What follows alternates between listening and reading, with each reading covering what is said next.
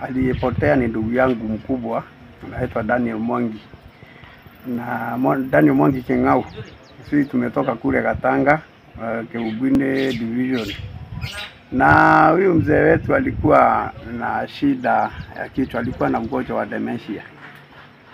Wakati mwingine alikuwa anapotea, anapatikana, lakini wakati wa mwisho alipotea kabisa.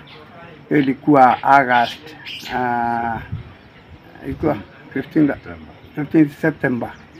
Ndipo tukaenda Mukarara, tukapiga hiyo ripoti, tukaandikiwa hii OB, missing person.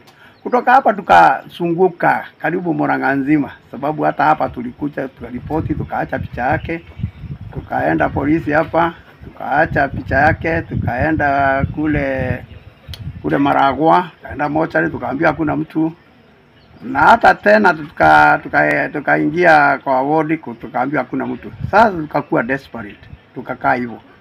Sasa last week on Tuesday, watu walikuwa wanafyeka kichaka ndiposa walime ama wajenge, kukapatikana mifupa. Area gani? Area ya Kionyo. Kule kunaitwa Shortland.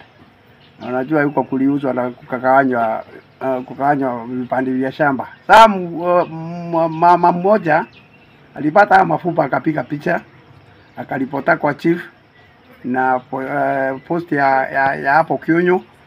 Aliporipoti hapo, na watu ambao walikuwa wanalima kule kwenye ile kichaka, kulikuwa na watu ambao walikuwa walijua ati ndugu yetu alipotea, wakasema pengine ni yeye.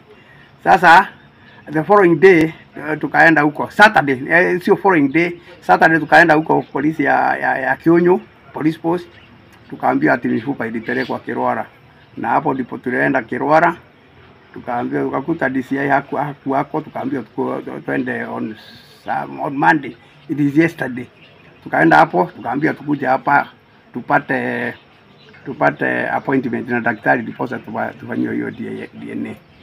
Goni zake na hata ile chupi mke wake aliangalia na akasema ni yake.